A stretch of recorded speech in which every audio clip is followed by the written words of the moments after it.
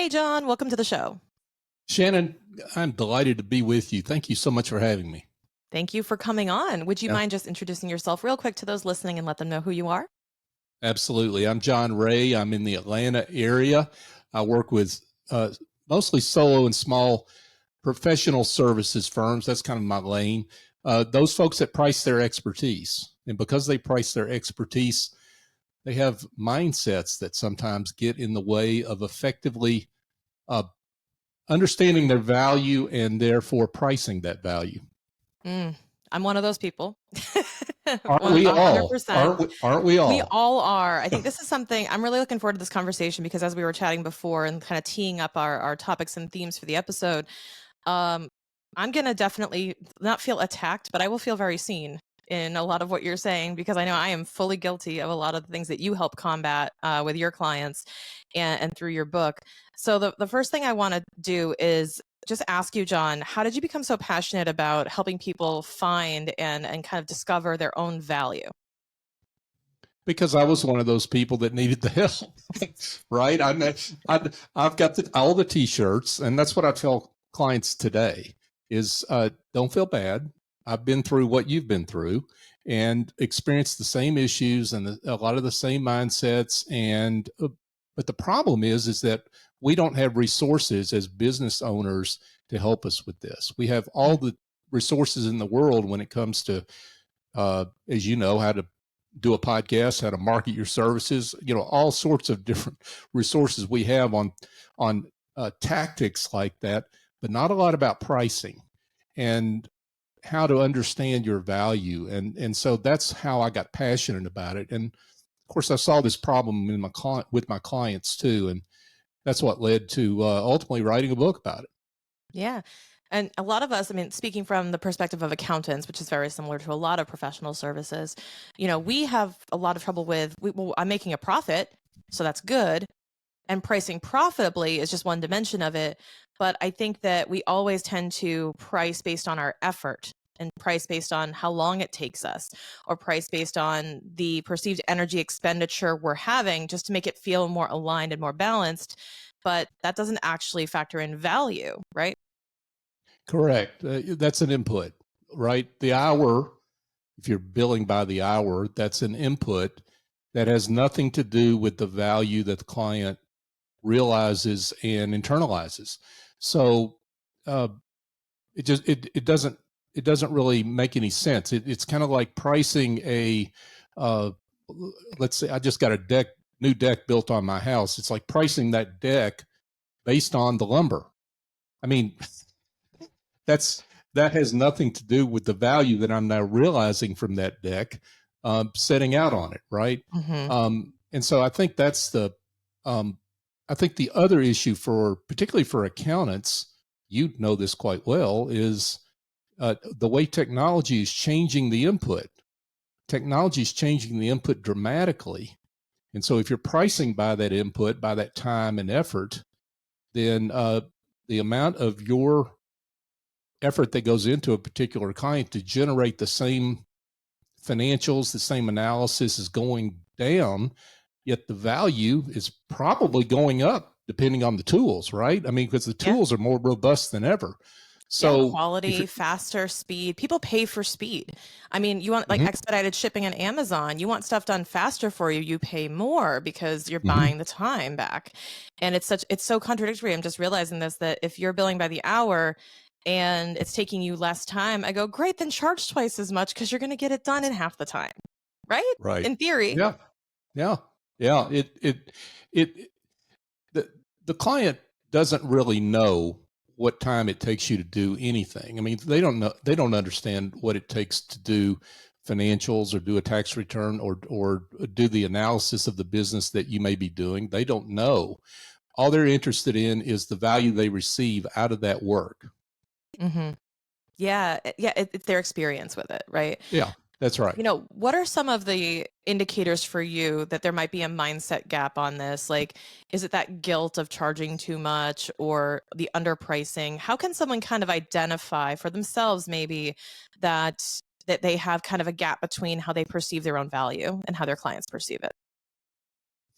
Well, I've got the red flags of inadequate pricing, I call them, that Mm-hmm. are good barometers to know if you've got a pricing problem. The truth of the matter is, Shannon, that a lot of businesses don't know they have a pricing problem. They've got the symptoms and they know what the symptoms are, but they don't know that relates to pricing. For example, working too hard for too little money. That's probably a pricing problem. You've got too many clients for the revenue that you're getting from those clients. So a lot of businesses think, well, I need to do more marketing. Well, that just, all that does is exacerbate the problem. Eventually it creates a mushroom cloud. Mm. And so that's one red flag. Another one is pricing by the hour. We talked about that.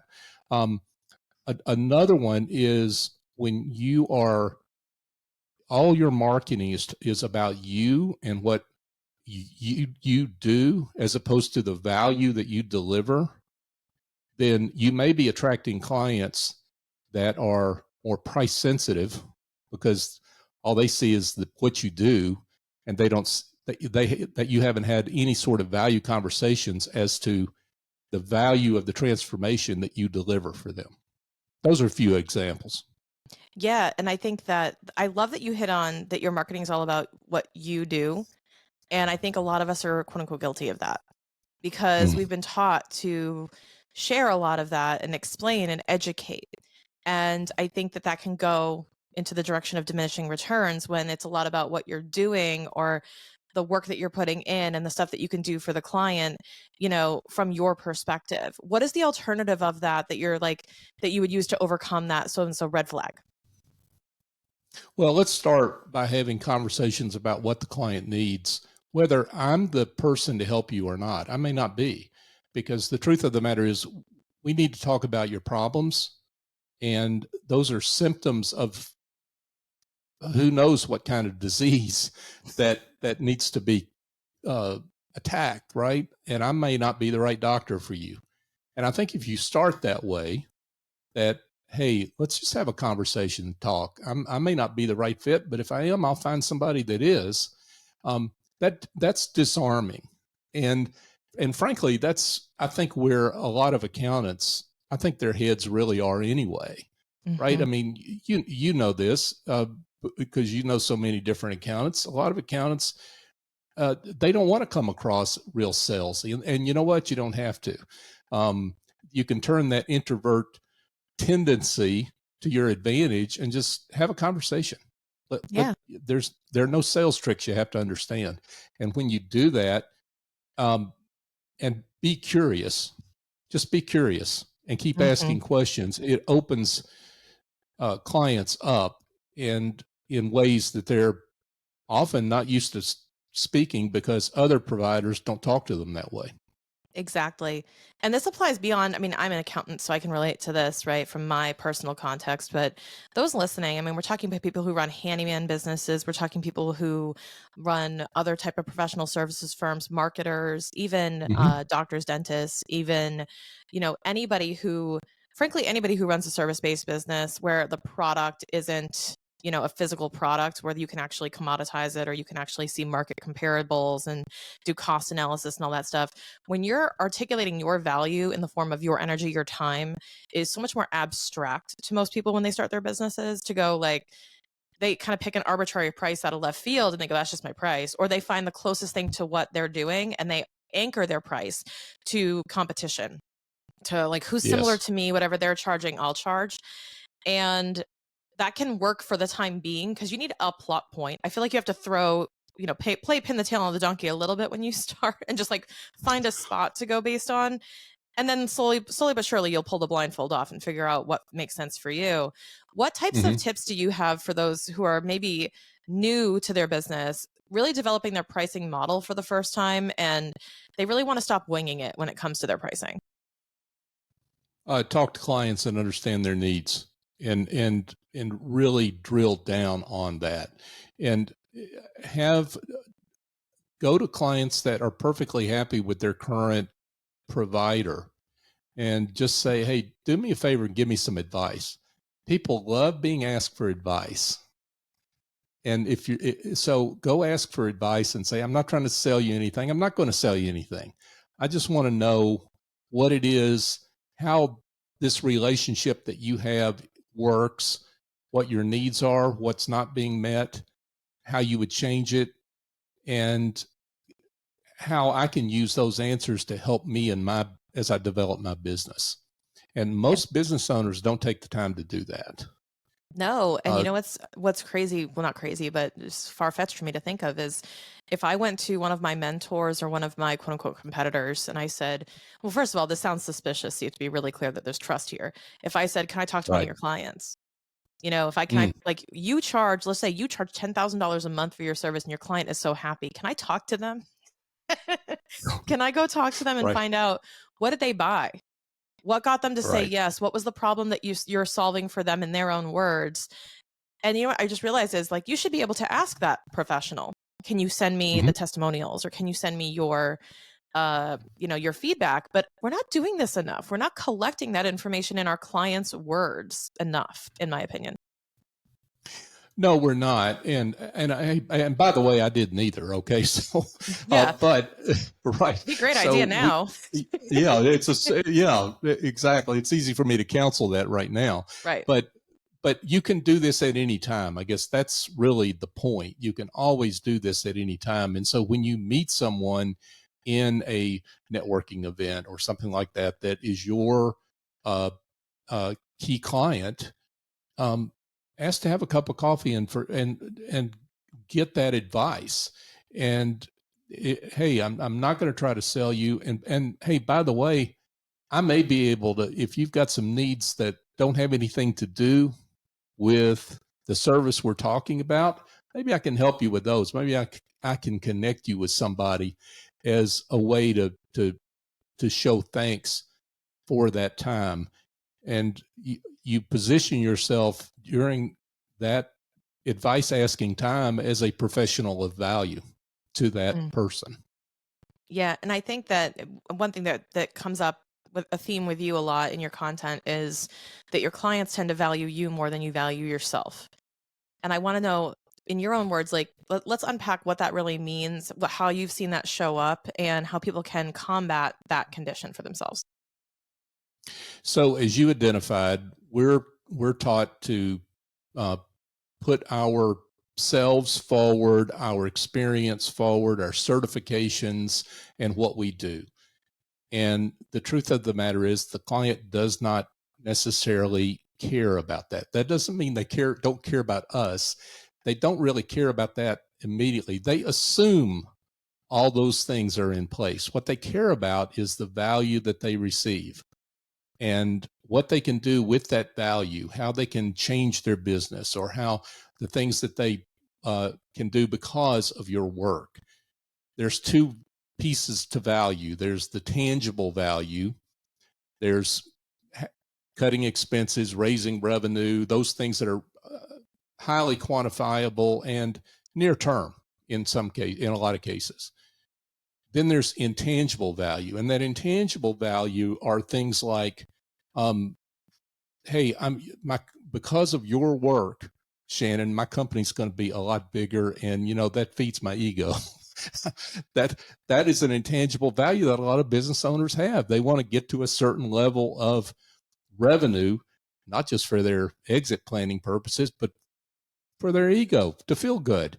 Yeah. Or they want to spend more time with their family, or they want to be able to be in a different club or organization, or one that a lot of business owners have, you're familiar with, I know, it's just to meet the qualifications to be in EO, and you've got to have a certain level of revenue to be in EO. So that's just one example. So there's and those that intangible value.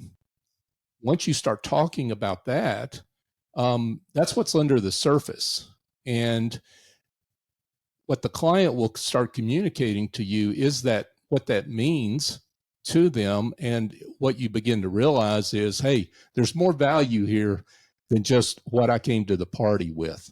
And if I just lean into that and have a conversation about that, I can price to that both tangible and intangible value. And that's what I mean by how clients see more value in you than you see yourselves, because they're holding hope and dreams that of what you're going to do for them that you don't know unless you ask. Totally. And just to circle back to that, can you define EO for those listening? Entrepreneurs Organization. Thank you There you for go. So my correcting my lingo. no, you're fine. This is the judgment and Yeah. jargon-free zone. So anytime anyone uses an acronym, I go, can you just give me a little parentheses on what that is for anyone who's already Googled it? And found something totally unrelated. Right. But we were talking about, articulating value. And I actually have a little bit of an anecdote here on that kind of brings this point home, which was I was speaking with a potential client and they were asking me what I charge for a consult. Right. And I say, now it's really hard. And this goes for not just accountants, but anybody who basically offers their time for money. Because even if you're not billing hourly, you're still kind of selling your time because you have a certain amount of capacity of what you can do as a professional, and your labor is what goes into it, at least until you're in the management level or you have people working for you. But we, as a provider, I'm going, okay, here's what I charge for a consult. And like, how long is the consult? And I say 2 hours. Now the price was at the time $2,000 for 2 hours. And it's like, well, I don't want to pay you $1,000 an hour. I go, that's not what I said. I said $2,000 for the consult. The consult is comprised of 3 hours of preparation, 2 hours of on the call time, and the plan that will roadmap you to $1 million in revenue. Reframing that too, you're not paying for my time. You're paying for a complete roadmap to get you to $1 million in revenue in the next year and a half. And then it's like, what is that worth to you? And I'm by all means, I'm not charging my time. I'm not charging by the hour. I go, I am not $1,000 an hour person. That would be lovely. I'm a $2,000 for a path to $1 million. Wouldn't you take that bet? So that's an example of, I think there's a misalignment here of you thinking that I'm charging for my time. And I think we have to really take control of that narrative because people are so used to a lot of professional services charging for their time. No question about it. I think it depends on how you set that up. Right. And getting to what you did, which is, here's what you're going to get out of it, and here's how to quantify that. Right. And if you took that one step further and get into the intangible value piece of that, then you start asking questions like, okay, so if you take my plan and you get to $1 million, what's that worth to you? What would that enable you to do that you cannot do now in your business? Or get to it a year sooner, right? Like that's not a year wasted. It's what is that worth to you? And furthermore, I think reframing it in terms of, well, your investment is $2,000 in 2 hours with me. And this is what you're going to get out of it. Like your investment is 2 hours, not mine. My investment is far more than that. My investment is my degree. My investment is my expertise and my experience. My investment is, yes, the time on the call. But I think that we all need to kind of zoom out for a second and realize how we articulate is so important, because when you can explain the benefit of your service, I feel like pricing becomes easier when it comes to, this is the price I charge, but this is what you're going to get. And we have to stop using time as a measuring stick for any of those things. Yeah, I couldn't agree more. And if the client's going to focus on it, if we do, right. So it's, and usually the way I handle that, one of the ways I handle that is because when they ask how long the session will be, I just say, hey, it will last as long as it needs to last. And I know how long that's going to last because I've been through this before. You have too. You've done how many consultations? Don't tell them how many, right? So you know how the rodeo works. You know it's going to last 2 hours. And what you can say is, let's put it on the calendar for 2 hours. If we need to go past that, it's not a problem. But you're not going to. or if you do, you will for a really good reason, because that client's engaging you to go deeper. Mm-hmm. Yeah, we recently changed our model on power sessions from time based, so like a 2 hour or a 4 hour, to exactly what you said. It's basically however long it takes to get the result that we've discussed. You know, like the Mm-hmm. one or two major outcomes that we want. I know what I can scope into that, what I can reasonably get done for the fee that I've charged. And it's not their responsibility to know that, or their responsibility to have all those inputs. The one question that your client has to answer is it worth the outcome for the price? Yes. And then it's our job to paint the picture of the outcome.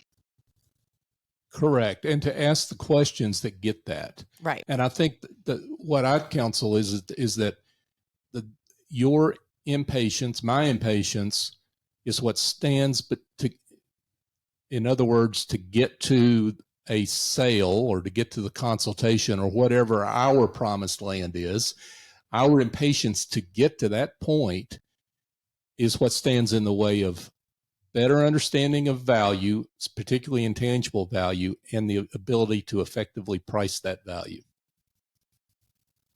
I totally agree. I want to shift gears for a second to talk with you about, in the time that we have left, this concept that we discussed a little bit before the show, which is really starting with a heart of service. And I just want to unpack that because I think this is such an important message for people to listen to.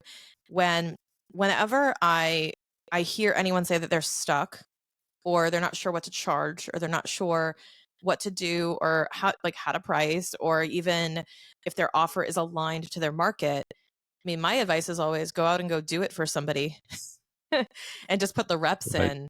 I just want to hear your thoughts on really how we can gain some clarity there on our value and be able to speak more confidently about what it is we do. Well, one thing, several ways to go at this, but let's try this one. Differentiation. I mean, there are a lot of business coaches, accountants, consultants, attorneys in the world. And the question is how you differentiate yourself. And if you come at clients with a mind of service, is that, look, I'm here to solve problems regardless of whether that benefits me or not, regardless of whether that involves you writing me a check or not. Now, obviously, you can't do that indefinitely, and you're not going to do that indefinitely, because what happens is when you become known as what I call a professional of value, when you become known as someone that is out to help first, then it will come back to benefit you. It always does. And this is a part of our ancient wisdom. I write about this in the book. I mean, there's a reason why this is part of our ancient wisdom, part of what modern business thinkers like Dale Carnegie and Bob Berg and Adam Grant write about. So if you do that, you will differentiate yourself, because most people aren't patient enough to do that. They're too anxious. Again, back to impatience. They're not patient enough to actually serve and do what the client needs. And therefore, there's a misalignment in terms of being able to get to a point where you're actually serving clients and you're getting in front of them and having those discovery sessions. Well, and solving the problem that they have, not the problem that you choose to solve, like the one dimension of it. And going back to my example, right, in my industry, I know a lot of accountants who just want to do tax returns all day. More power to them. But that is only scratching the surface of actual problems. Your clients have so many more problems worth solving that you are equipped to solve for them if you choose to. And people will get stuck in a commoditized rut of high volume, low fee for some of their services. And this could be the equivalent, could be anything that you do as a professional service provider. And you might be doing it's quicker to sell these things, and you become an order taker. It's quicker to just sell these little projects that I can do on repeat. Again, that's one business model. Good on you. But I think that the future, especially with technology efficiencies and a lot of more DIY capability on some of these things, is the way you're going to actually add value is by offering that like more handheld concierge style service where you're really solving actual problems for your client and they can really feel it. Yeah, I'm so glad you brought up the technology piece of this, because you the accountant out there, you don't think you have time to do this, but the truth of the matter is technology is giving you the time to do this and to lean into this way of doing things. So, and I think one metaphor I use about our, that I've used in my writing is to be the red phone for your clients. Be the person that when the client has a problem, and one example I used was a client that pulled me aside and said, you know, my daughter's going through all sorts of problems with her husband. We need a divorce attorney to help her, and we don't know who to turn to. And hey, I'm not a legal mind. I don't know. And I'm not tied into divorce attorneys, but she trusted me enough to ask me that question. And that has a lot of value, right? And so that's what I call the red phone. If you're the red phone for enough people, your business will thrive. I agree. And you know what? A lot of that is perceived as a nuisance to professional service providers. They say, well, why is my client calling me and asking me this? That's so annoying. And I'm like, that is the biggest compliment you can expect from a Absolutely. client. It is the biggest compliment when they turn to you because they don't know who else to go to, because you are reliable, you are trustworthy, Mm-hmm. and they see you as somebody who's well connected, perhaps. So now utilize that reputation that you formed, that brand that you formed, and come through for them. What an opportunity that presents itself to be. And I hear people, not just accountants, but even, let's go back to like handymen and construction base. It's just like, they keep calling me. They have all these things that they need done. And I'm like, fantastic. Because you're the first person on the red phone. You're the first person on the speed dial, whatever we want to call that in That's right. 2024, right? But Right. whatever that looks like Exactly. is like, you're the first person they think of, your front of mind. What a gift. And not enough people really interpret it that way. Yeah, that is an intangible asset that's not carried on your balance sheet, but has enormous value. If that's what you're known as in your circle of influence in your community, what have you. Yeah, it's a gift and it's an opportunity, and it's such a good indicator that your brand is strengthened. And Mm-hmm. then your constraint becomes, if that's happening to you frequently, it's like, congratulations, hire more people to help with this demand that you've built out. And it also helps you be motivated to stay connected. What people don't realize is a lot of your value, I know, going a little bit off of like the core value train, but the expanded value of your network, not just your know-how, but your network, and how much more valuable your clients find you because you are also connected to other professionals. I can't tell you how many times people say to me, my clients go to me and they say, I really need somebody who can help me with HR. And I go, like, clearly I am not that person to do that. I'm not skilled in that area. But all I have to do is put up one LinkedIn post, or I have to put up one little thing, and I go, hey, who do I need to know? My client needs help with A, B, and C. My clients knowing that I will do that at the drop of a hat, that's value. Absolutely. I couldn't agree more. And to, if the client knows they can count on you for to be there when they've got a problem, they're not asking for that HR person because everything's going great. They're asking because they just got a letter from the DOL, the Department of Labor, right? I mean, or whatever. Yeah. So if you're that person that is the beginning of a resolution of that problem because you found them the right individual to help solve that problem, they'll remember that forever. Yeah, I think we have to get out of the mindset of, why is my client asking me for so many out of scope things, and go, maybe instead of that, who can I connect them to get them that solution faster? If I can't do the actual thing that they're looking for, can I at least add speed or quality to the process of them finding that person? And that does add value in and of itself. But that also gets back to starting with that place of service and just showing up and almost saying yes to a lot more things, which I know counters a lot of advice out there, is like saying yes, and here's what I'm going to do to help you get there, without you having to swoop in and be Superman every time. All it does is take like a quick post, a quick phone call to help the process along. I think we kind of have this all or nothing mindset of, oh, well, if I say yes to this, they're just going to take advantage of me, et cetera, et cetera. I don't think that's the case. No, it's not. And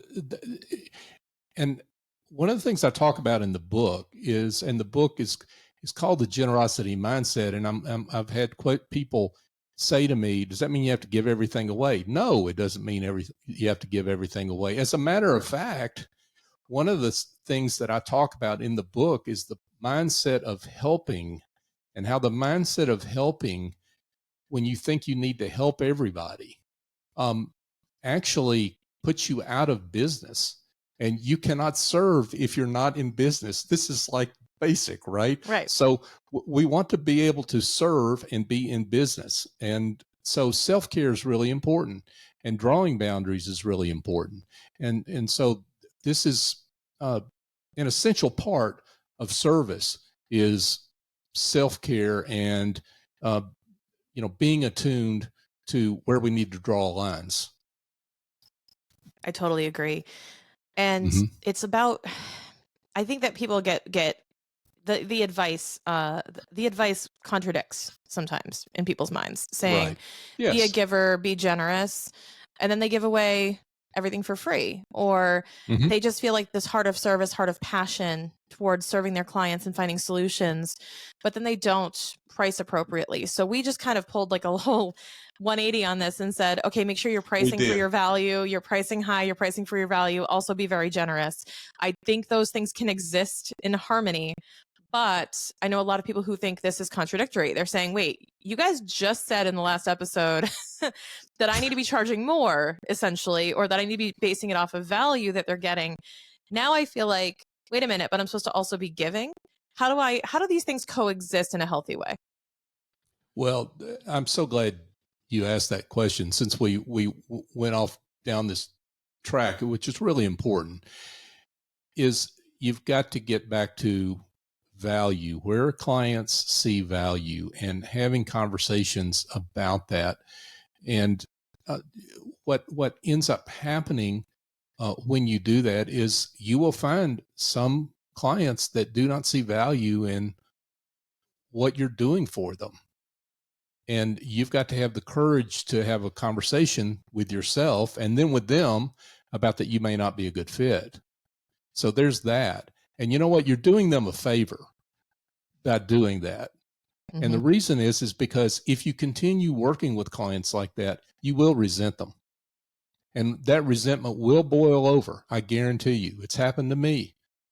I've got t-shirts. So you, so you have got to be vigilant about that. And then when you have those conversations where you understand where clients see value and you're able to quantify that value, they will pay for it. Yeah. And you lean into that value, and you're still serving. You're getting them what they want and what they dream of and what they are trying to avoid. You're helping them avoid, and you are serving and you are helping, and you're making money while you do it in a perfectly ethical way. Yeah, and there's this concept that a lot of folks, we'll say my age and younger, talk about, which is the love languages. Which when you, it's how you give and receive love, or how you give and receive affection. And there's always this talk about what's your love language. I always have this ongoing joke. I always say cash flow is my love language. But what's funny is that when you think about you and your customer, it's not that different than any other relationship. I think it does hit on a lot of emotions, especially as the business owner, that are very similar to finding a partner. You want to find values alignment. You want to make sure that you make each other happy. And at the end of the day, I think that there is a value type of love language where it's like, how do you express that you find me valuable? Some people will write you testimonials and actually say out loud how much they love working with you. And some won't, even though they really truly enjoy it. And some just aren't as vocal, or maybe they just don't articulate or express the value in a way that you're understanding. So I think sometimes you do have to have that, like, break the fourth wall conversation and say, hey, and you may not do it this way. This is how I do it because my clients get this. But if I said, hey, like, what's your value love language? Like, how can I interpret that you're appreciating what we're doing, and how can we show appreciation for you? And we do a variety of different things. Like, we will send them appreciation gifts, welcome gifts, we'll wish happy birthday, all those types of things. We also started getting, in return, we started getting Christmas cards from our clients. We started getting things back during the holidays because they saw this kind of value exchange happening. And that goes a long way for us. But I said, you know what? Not everybody expresses their gratitude in the same way. So in a way, it's a really helpful conversation to put out into the world and say, hey, how do you express gratitude so we know that we're appreciated, and vice versa? Because we always want to make sure that we're delivering value for you, and we're going to sit in a state of panic and fear that we're not doing enough for you as people pleasers if we don't understand how you express that gratitude. I have said that to a client, because I said, I'm probably going to sit there in a state of I'm never doing enough because I am on a mission to serve you, and I would like your help in understanding how you express that. And that does go a long way if you're willing to have a version of that conversation and better understand your clients, because I think then you will start to see, oh, wow, they do really value this, or we really need to, we need to cover a gap somewhere if you're noticing something slipping. So what did that client say to you when They you said, said that? said, we will tell you. Like, we're pretty vocal and pretty upfront about, giving feedback. They said, but we do Mhm. appreciate if you can. They said, we love giving feedback, but we sometimes need to be prompted. So if you want our feedback, could you reach out? Like, do you have a set like frequency or a survey or something? We'll fill that. Well, we will fill that out, and we will be Mhm. descriptive in it. We won't just like cop out and put 3 out of 5 on everything. Like, I will write a good review if prompted with some help on what you want me to say. Awesome. Mm. Because Yeah. guess what they get Yeah. every 3 months? They get a Yeah. survey. So I love it. yeah, so not everybody expresses it in the same way, but I think when you can Mhm. understand how your clients wish to express their gratitude for you, it will just start this cycle of more enjoyable experience for both. And then it will increase your confidence. Going back to our original conversation, your confidence and conviction to price appropriately, because you're like, no, I'm really clear on the value we give because we hear about it constantly. Well, and I love what you're saying here. This is really gold. Uh, what you're saying. What I would also suggest is that how crucial it is, because the value that clients see changes over time, Mm-hmm. and their circumstances change, and that terrible problem you got them through at the beginning of the engagement, they've forgotten how bad that was, right? And they've forgotten the value that they received out of it. So I think you have to have these value. I call it a dialogue. Yeah. You have to have you have a value conversation when you sign up a client to understand where they see value, but you really need to have a value dialogue with that client on a continuing basis and understand. And it may be as simple as, if they may have a different love language, to use your way of looking at it, Mm-hmm. which I think is wonderful, is, hey, how am I doing?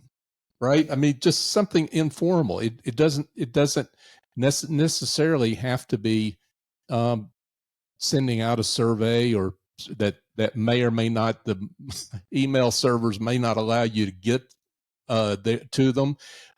It could be something very, very simple. One of the questions I like to ask is, hey, are you having buyer's remorse here? And people laugh, right? And Right. that's the whole point. Are you Yeah. regretting your And, purchase yet? No.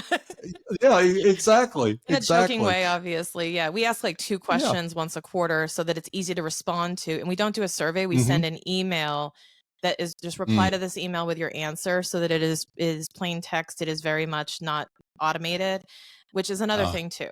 Is just like, we can afford to do that, is like, you can afford yes. to do that with your clients. Just ask, like, can you answer these 2 questions?